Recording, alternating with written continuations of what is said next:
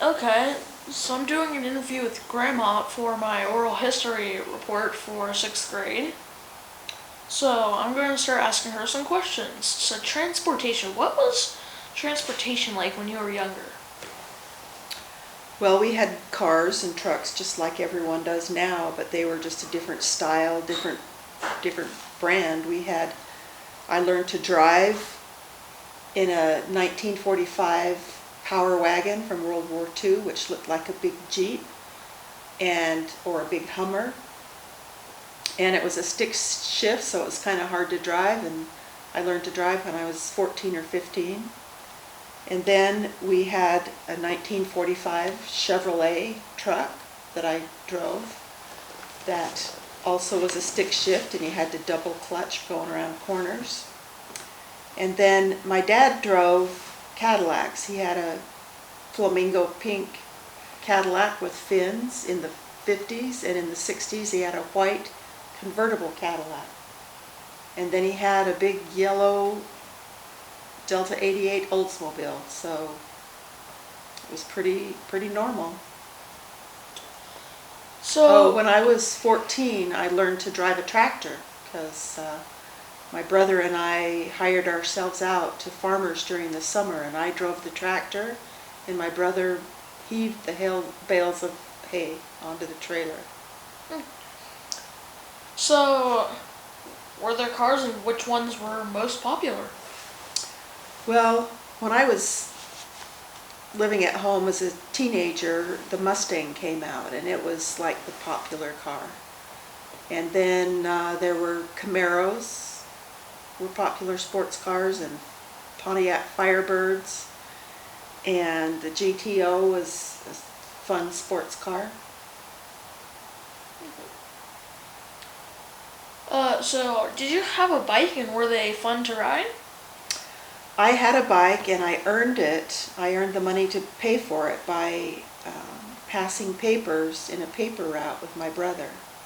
And it took us one whole summer of passing papers, and my brother went and bought me a bike, and it was a pink full-size bike, and I rode it every day to work and to school. Hmm.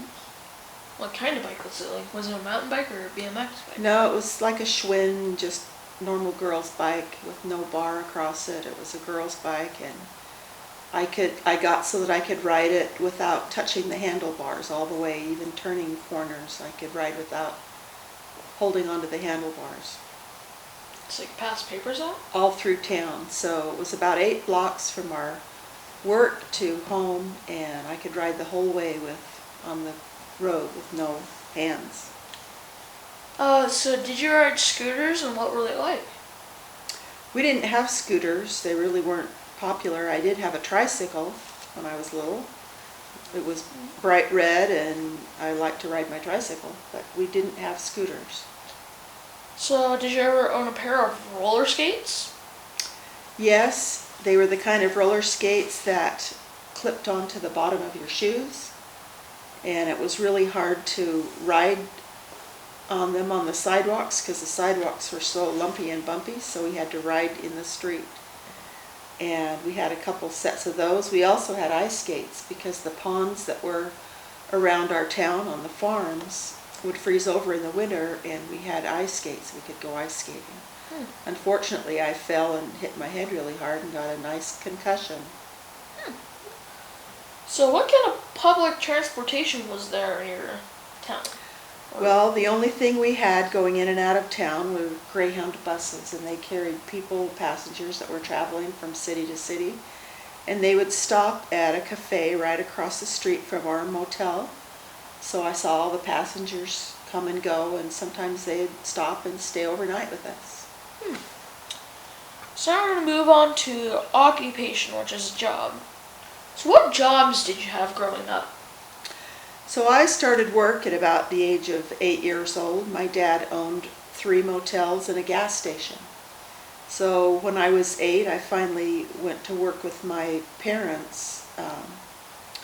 My dad's partner had passed away, and so we were in charge of the motels full time, so I had to go to work. So or I had to go with them. So they started me out by having me strip the rooms of sheets and towels and taking them to the laundry room and emptying garbage. And as I got older, I started making beds with my mom and doing the vacuuming. And as I got older, I'd started cleaning the bathrooms. And by the time I was 16, I was running the place by myself. My dad taught me how to do the books and the bookkeeping. And so I worked at being a maid. I also worked when I turned 16 and what was legal for me to work. I worked in a sewing factory, sewing collars on women's blouses, and I did 250 of those every day. And I'd work from 7 in the morning till 4 in the afternoon, and then I'd go home and help my parents run the motel at night. We'd rent the rooms, and that usually took till midnight or 1 in the morning. So quick question, where was this sewing company factory area? Where was it? Well, there was a plant, made a big industrial building that was west of town. It was about 3 miles from my house, and I could drive by then, so I drove the 1945 Chevrolet pickup truck to work every day and went to this industrial building that was round on top. And there was a big line of women seated inside. We all had power sewing machines, and we just sewed all day long. So what kind of schooling did you have for the jobs? So when I was little, my mom started to teach me to sew. She taught me how to make my own clothes, and I also took sewing in a 4-H club where they taught me advanced sewing. And my teacher in 4-H was also my boss. She owned the sewing factory, so when I passed my 4-H classes, she knew that I could sew. So when I applied to work, she hired me to sew. Okay, during your jobs, like, what salary did you earn? Like, how much money did you make? Well, I didn't earn any money working for my parents, but they did open a savings account for me and put money in it so that I could go to college. And that money paid for my first year of college. When I got my first full-time job and was working, I made $1.60 an hour. And I earned 9 cents for every collar that I sewed on a blouse. So if I could sew more than 250 a day, I would get a bonus of 9 cents per collar that I could sew on. If you didn't make 250, how much money would you make if you didn't? It was a minimum $1.60 an hour, so no matter how many I did, I made $1.60 an hour. But I was their fastest sewer, and so they always timed me to see how fast I could do it, and that's how fast they made everybody do it in order to make rate, they called it, or to sew enough collars in order to earn our $1.60. Okay, what were the most unusual experiences you had working? Well, in my job sewing in the sewing plant, we had big professional power machines. They were very powerful, and you had to be really careful. One day, I managed to stick my thumb and get it caught under the needle, and the needle went right through my thumbnail and came out my finger on the other side. So I didn't scream or cry or anything. I just stopped the sewing machine, backed the needle out of my finger. They brought me a Band-Aid to put around my thumb, and I just kept right on sewing.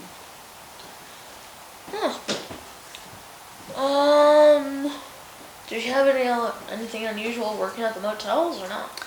Well, because we used to entertain guests that were traveling as tourists, they'd come and stay with us, so we got to meet a lot of different people coming from all over the country.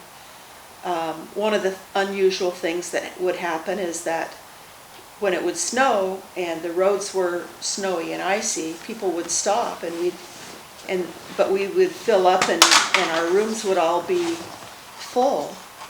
My dad would call us at home and say, I'm sending people down to stay at the house because people are stuck in the snow. So we'd have to get up in the middle of the night and remake all of our beds so that they were nice and clean. And the guests would sleep in our beds that were stranded in the snow, and we would all sleep on the floor. Huh. So like in the floor, like where in your house? Like in the living room? In the living room, right? We'd put some blankets on the floor and we'd build a fire in the fireplace and we'd sleep on the floor. That is pretty unusual. So if the phone rang in the middle of the night, we always knew what it was and we'd get up and start changing our beds and Before remaking you it. answered it? Yeah, before my mom would even get to answer the phone. So what favorite memories did you have working at your job? Well, one good thing was that at the sewing plant, I got to work with my best friend because she was working there too, and it was her mother who owned the plant, so we were kind of treated well. And then working for my mom and dad at the motel, Mom always worked with us. We'd turn all the TVs on in all the rooms, so as we'd go from room to room, we could watch TV. And while Mom and I were making beds together, she would teach me things. So I learned all my multiplication tables. I learned all the articles of faith for our religion. She taught me everything I knew, and we'd talk about stuff, and so it was fun working with my mom. So which one was your favorite job, being a maid or a sewer? I liked being a maid better because sewing was really boring and you just had to sit there all day and sew as fast as you could. So now we're going to move on to technology and utilities. So what kind of devices did you use as a kid?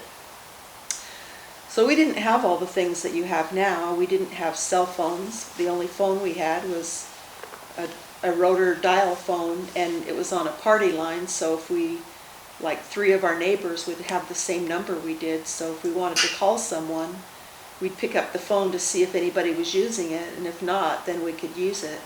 And all of the people on our party line could listen into our phone conversations, as could the operator at the telephone company. So you never said anything on the phone that you didn't want everybody in the neighborhood to know. So we didn't have cell phones, we didn't have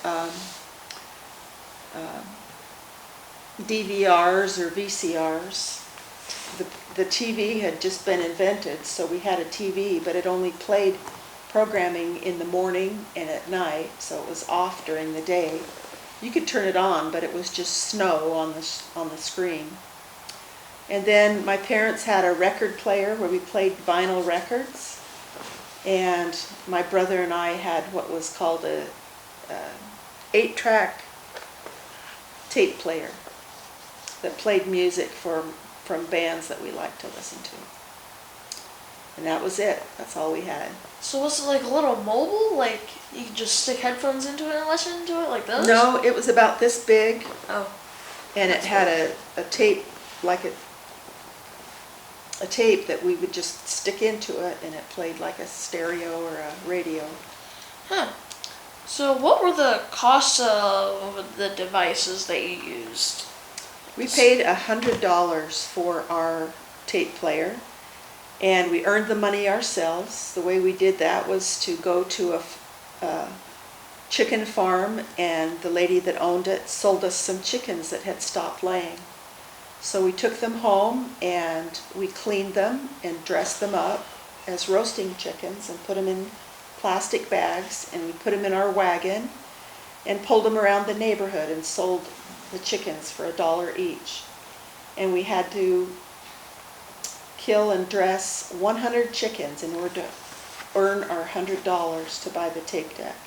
Oh, I was just going to ask, like, were they live chickens or did you actually kill them? Yeah, we had to kill them. Yeah, because when you said putting them in a plastic bag, I was like... Well, that's after you dress them and clean them. Get them ready to eat. It must be pretty hard to put chicken in a bag. So what opportunities did you have to play with said technology? Well, when I was 8 years old, I had rheumatic fever, and it was a disease that I couldn't move because my heart was infected. And so if I moved, it could be really dangerous and damage my heart. So I had to lay in bed for about 9 months and not go anywhere. All I could do was my schoolwork and some drawing. So all day long I would wait for the TV to come on in the afternoon, evening, so that I could finally watch some TV. So my dad would carry me from the bed to the couch in the living room, and I'd watch TV or listen to music. So what about eating? Like, could you eat? Yeah, I could eat, but I couldn't get up and run around. I couldn't move. I didn't even go in and take a bath. All my baths were in bed, and Mom or my oldest sister gave me a bath. And even going to the bathroom, they had to carry me everywhere I went. So You couldn't even move your arms? no, I could put them around my sister's neck. She carried me on her back, and my dad would lift me and carry me, and that's when I was 8. So about as old as Lennox is now. So what arcade games did you like to play? So the only arcade games that we had was a pinball machine, and that was at the local theater. And so when we go to the movie, we'd stop and play the pinball machine. That's the only one that was out in those days that we could play. We had movies. We had one movie theater in town, and they played movies only on the weekends, and they had the same movie for about a month, so we'd have to wait for a month to see a new movie. And most of them were Disney movies, and they cost 10 cents. So did you ever play on Did you ever play on any consoles? Like Xbox or Switch? Nope, they didn't have any of those invented yet. In fact, those were just invented during your lifetime. So we didn't have any. We played board games like Monopoly and chess and checkers and Life and games like that. And we played cards. We played a lot of cards. So what household utilities did you use? So we had electricity and water, and we had a new house that was built the year that I was born, so it was really nice and new. And the furnace that it had in it was an oil furnace, so we would get oil pumped into our oil tank, and it would burn in the furnace and burn oil. And we also used coal and wood, and we had a fireplace in our living room, and that's how we heated our house in the wintertime. Any other household utilities, or was that pretty much it? And that was it. So now moving on to inventions. So what inventions have you seen growing up? Well, the biggest invention in my lifetime when I was young was spacecraft, and being able to watch the spacecraft being built and all the testing they did and all the flights they did, and then finally landing on the moon. So was one of your family members ever an inventor? My brother was in college. He was a lot older than I was. He was 14 years older, and when he was getting his PhD in economics, he invented a model that predicted the movement of people in the United States and the demographics of how people moved and why they moved, and so the different state houses hired him and bought his model so they could know and predict how many people were going to move into their state over the years. So have you ever seen a famous inventor, besides your brother, obviously? No, the closest is Grandpa lived close to where the inventor lived that invented the TV in Rigby, Idaho. And Grandpa lived there when he was young, and he also lived 10 miles away in Rexburg, so he lived in the same area where that inventor lived. So have you ever used one of like the first inventions made? Like there's like an invention, and then there's like the inventor makes one of them, and then they make a lot more of them. Mm-hmm. So when Grandpa and I were in college, we used to, when we had our first math classes, they used slide rules to add and multiply and Subtract and divide. And finally, they invented what's the calculator when we were in college, and we were so excited to get the first calculator. And we bought one. Grandpa was in engineering, and I was taking accounting classes, and we got one of the first calculators that came out.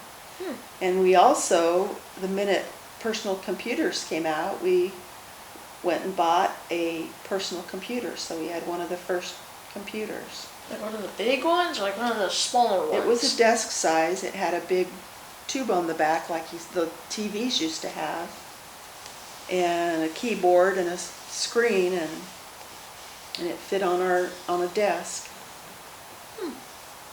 So you couldn't like play games or anything? All you could do is search stuff up and... I think we had tennis pong on it, and eventually we got Mario Brothers on it. I wonder what that would be like, using a keyboard to play for. And eventually we got Tetris on it. Tetris is fun, too. That was fun. So, let's see. Have you ever seen one of your items made better with technology? Well, everything has improved over time. TVs got better, computers got better, do more things, and got smaller and smaller until they're finally the size of the laptop. When Daddy first started his first job, the company that he worked for had a computer, and it filled up a whole room. All the tubes and all the mechanics of the computer filled up a whole room. So you never see computers like that anymore. They're all small, and so everything's gotten better. Cars have gotten better. Everything. So how big was that computer? Like, how big was it? It filled a room this size of your living room. That would be pretty big. When was the first time you saw a modern computer? Like something like this? Something similar So to I this. was about 23 or 4, I think, when computers first came out. And Grandpa took us right to the computer store, and we bought one. And we started learning to use it. They didn't even have a mouse then. It all had to be on the keyboard, and it was by different codes that you would put in to move around and do things. So they didn't invent the mouse until later. Let's see. Okay, now we're going to move on to entertainment. What kind of music did you like to listen to?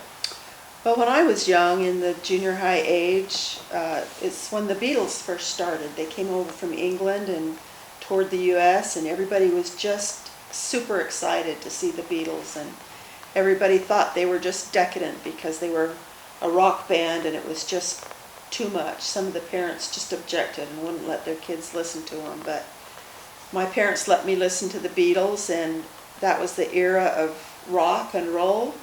And so I listened to the band Chicago and Led Zeppelin and Blood, Sweat and Tears and other rock bands that were out during those days. There was, I like the singers Simon and Garfunkel, who are still around today.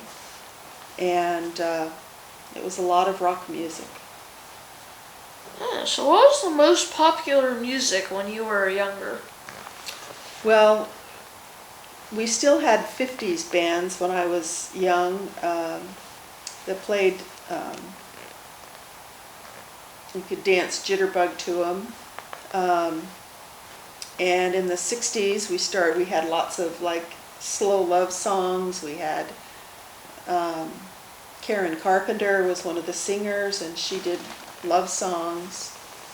All of my school dances, the themes for those dances were her songs. we still in our house listen to the big bands of the 40s with orchestras and big band music. We like to listen to Dean Martin and Frank Sinatra and Perry Como and Andy Williams, and that's the music that we listen to.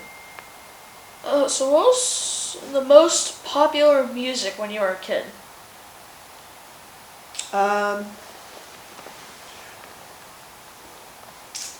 Just rock and roll was. That's what we listened to, and we also listened to country music a lot, and it was the old time country with Hank Williams and Tammy Wynette and Chuck Jones and all those guys that played old time country music. So what TV shows or movies did you like to watch? Well, when I was little, our favorite shows were Leave It to Beaver and My Father Knows Best. Lassie was a favorite because that was a collie dog that saved people's lives. And Rin Tin Tin was another dog that was a fun dog show to watch. We watched a lot of westerns. We watched The Lone Ranger, we watched Wagon Train, Rawhide, Bonanza, Have Guns, Gun Will Travel. And then there was a lot of movies that we liked to watch with John Wayne or Clint Eastwood or all the Western actors. So what movies did you like? What were your maybe more favorite movies? Well, Frankie Avalon was a really cute actor during those times. So Annette Funicello, and he did lots of beach movies. The Sound of Music came out when I was in 6th grade, and so we watched The Sound of Music. There was lots of Disney films that came out that we saw, and then a lot of Western movies with John Wayne and all the Western actors. So those are the kind of movies, and they were all very clean and all very, there was no swear words in them, no sex or violence in them except for shooting the Indians, and so those were the kind of shows we watched. So what books did you like to read? Well, I liked the classic books, and my brother for Christmas one year bought me about 30 books with stories like Tom Sawyer and Huckleberry Finn and Moby Dick and Charles Dickens and all the classic books that were written. And I also like romance books, so there was a writer, Mrs. Stewart, that I liked her books. So I used to go to the library and check books out and read them, and then we had books at our house too. So then the final question for this section, what kind of dances were most popular back then? Well, it was rock dancing, so you Give it to me. there were still some jitterbug dancing and cha-cha. We learned ballroom dancing at school, so we learned the foxtrot and different waltzes, but it was mostly dancing to rock music. So now moving on to housing. So what types of houses were there maybe around your town or that you've seen?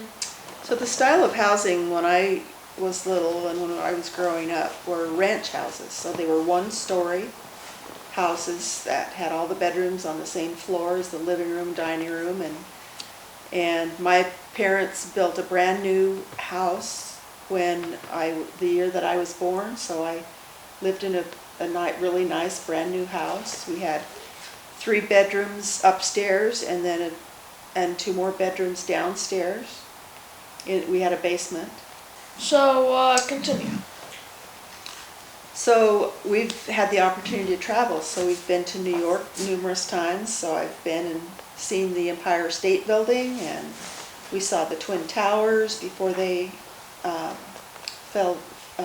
bombed and fell down. And we saw the apartment building that John Lennon lived in. Lots of really good architecture in New York. We saw the Sears Tower in Chicago and lots of tall skyscraper buildings. I used to work downtown Los Angeles, so I saw all the skyscrapers down there.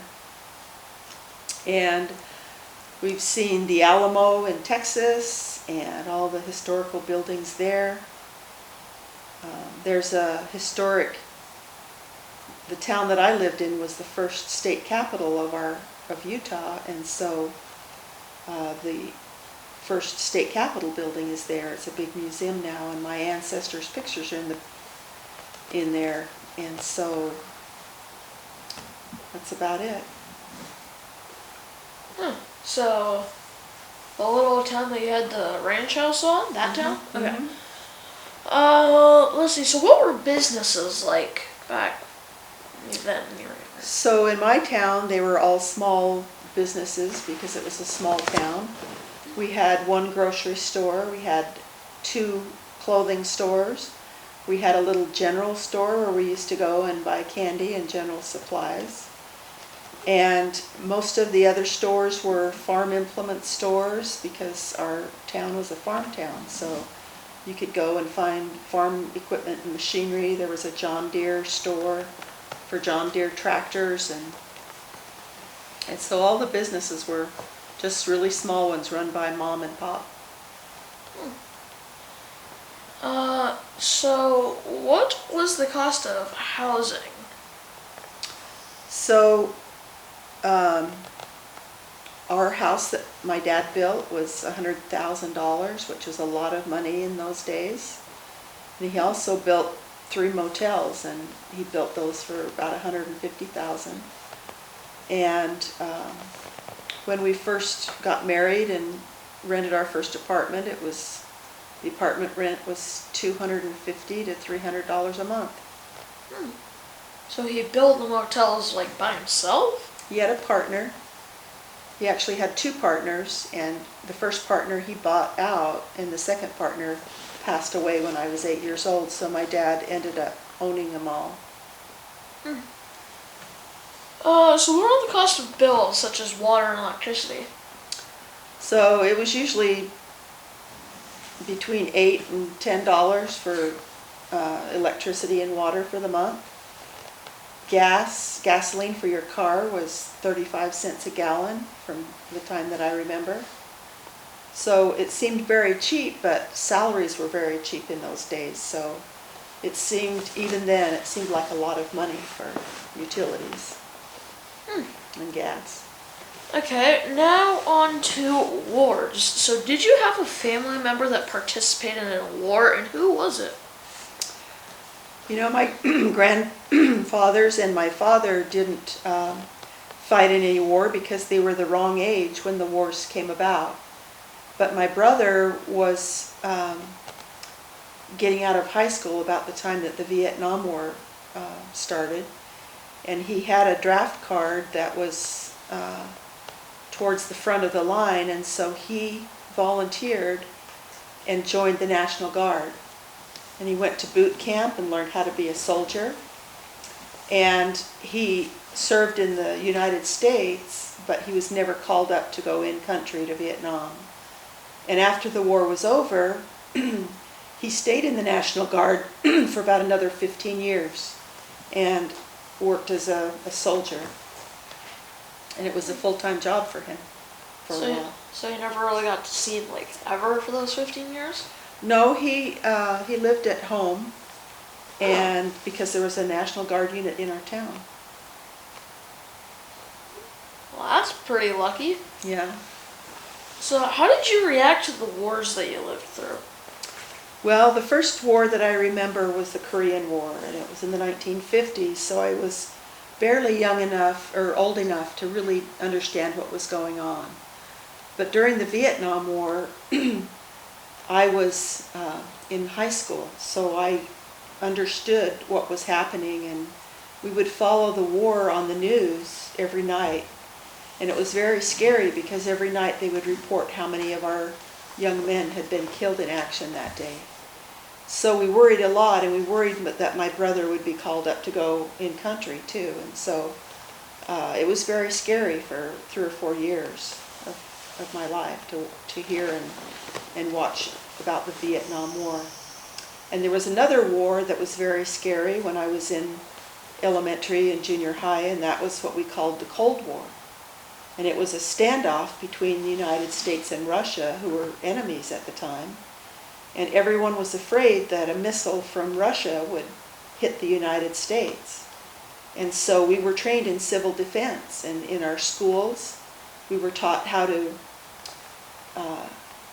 dive under our desks if we had to, if our school was going to be bombed. And we were taught in our homes how to do civil defense too. And that was a period of time where everyone was really afraid of Russia sending a missile to the United States. Okay, so which schools were in your town, like elementary? So I went to Fillmore Elementary School, and it was 4 blocks from my house. I walked there every day, even in the wintertime. And in those days, girls didn't wear pants to school, they only wore dresses, so it was really cold.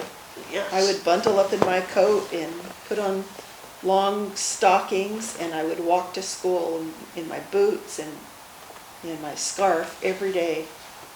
So I went to elementary school until 6th grade, and then I went to Millard Junior High School and then Millard High School, and they were right across the street from each other.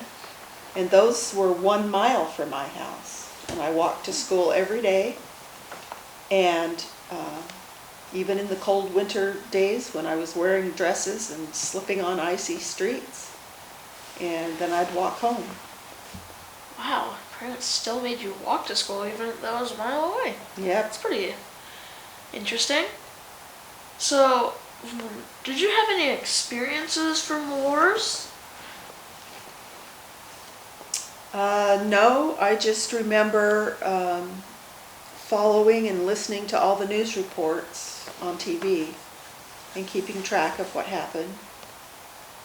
And of course, since then, we've had all the desert wars with Afghanistan and Iraq and Desert Storm, and so we've lived all through those wars too, where our soldiers have gone to fight.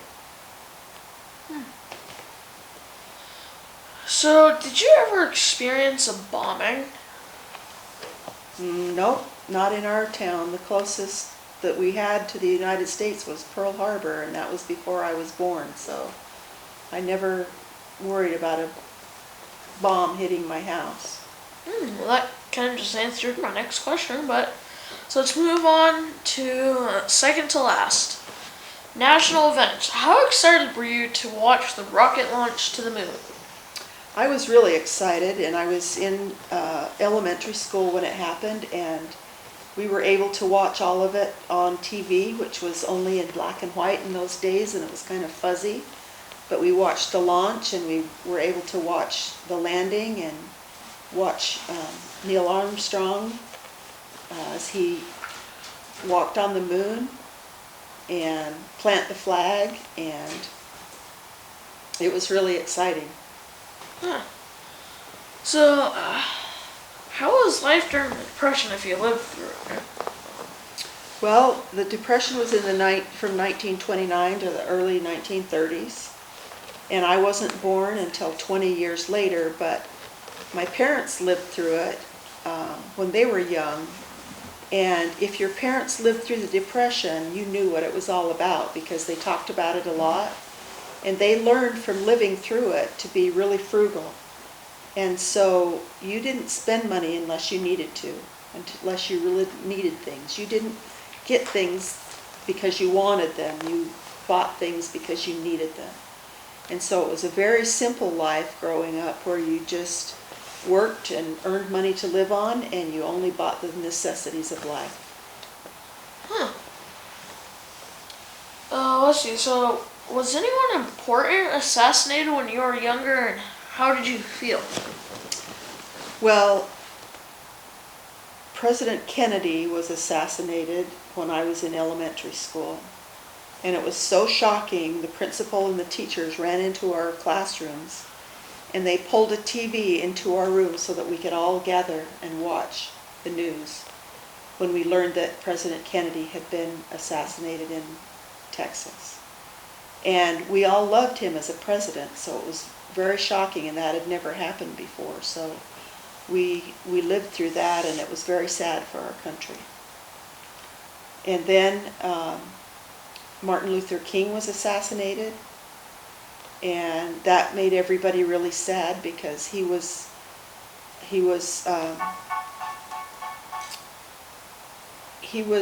for civil rights for everybody, and we wanted everybody to be treated equally under the law. And when he was killed, it was very, very traumatic for everybody. And then 9 years after President Kennedy was assassinated, his brother Bobby Kennedy, who was running for president, was also assassinated. And so it was very scary for everyone. And it made it so that the rest of his brothers didn't want to run for president because they were afraid they'd be assassinated too. Anyone else, or is that it? That's it. Okay. So did you watch the I Had a Dream speech, and did you like it? Yes, we did hear it. We heard it, and we did like it. We lived in an area of the country where there weren't different peoples. We didn't have any black people or Spanish people that lived in our area, or even much in our state. So we didn't experience racism like the other areas of the country did, but we were aware of them from watching TV, and we wanted other people to have the same benefits in life opportunities that we had. So we did watch the speech, and we were happy that he was fighting for civil rights. So did you see the Twin Towers in accident, and were you sad about it? Yeah, that was when we lived right here in Rancho Santa Margarita, and I had just woken up in the morning, and it was early in the morning, about 6 o'clock, and I turned the TV on, and the news was on, and they were showing the videos of the planes flying into the towers, and everybody was just shocked that something like that could happen, that anybody would do that we would have terrorists that hated us and our country so much that they would try to destroy the Twin Towers. And everybody in the country was shocked, and they were afraid that they were going to attack other places. So all the planes stopped flying, and people were frightened, and a lot of things stopped for a whole year. It took a whole year to get back to normal. And a lot of people, 3,500 people or so, were killed in those towers, and it was shocking to see both of them go down, and especially knowing that we had been there and visited them not very long before that. Okay. So that was my final question for that area. So now to the final one. So food. So what was your family's favorite food or meal? So growing up on the farm and in the area that we lived in, we ate what was called country cooking. And it was everything you could make or grow yourself. So we had a farm, and we raised cows and pigs and sheep and chickens and turkeys and rabbits. And we raised those animals, and then we used them for meat to feed our family, and we also sold it to other people to eat. And so we always had good meat in our freezer. We had a big garden in back of our house, and we raised corn and beets and tomatoes and peas and every vegetable you could imagine, and we would grow those all summer, and then we would can them or freeze them so that we had food for the wintertime. So we ate a lot of really good meat that we had raised ourselves. So our favorite family meal was a nice good beef steak. Beef steak and potatoes and gravy and vegetables from our garden. So that was our favorite food. Well, that doesn't sound too bad. That actually sounds pretty yummy. So did you help prepare meals, and how did you help? Well, everybody in the household worked and everybody had to get up and go to work. So we'd get up in the morning and my mom would fix a big breakfast because we were physical laborers, so we had to work hard, so we needed a big breakfast. So we would all get up and cook bacon and eggs in the morning, or sausage and sausage gravy with biscuits, and all of us helped. And so my mom taught me to cook. We had big cast iron pans that we cooked in, and we made Avel skivers for breakfast in the morning sometimes, and for dinner meals we would cook roasts that we would put in the oven and cook, or we would fry pork chops or hamburger or whatever. But because we were a working family and had a family business, everybody worked together and everybody worked till the work was done. So that meant that anytime my mom was in the kitchen cooking, I was in there too, helping her. Even canning all of the food. Sometimes we would stay up all night canning food from the garden, and then we'd just go to school the next morning and without sleeping at all during the night. So how much time were you involved with cooking? Well, we only ate breakfast and dinner. We never ate lunch because we were always working during the day, and we didn't stop until our work was done. So in our family, we ate breakfast at 7 o'clock in the morning, and then we ate dinner at 10 o'clock at night after the work was done, and we could stop working. Well, we'll have to possibly finish this tomorrow in the morning Why? because I ran out of time.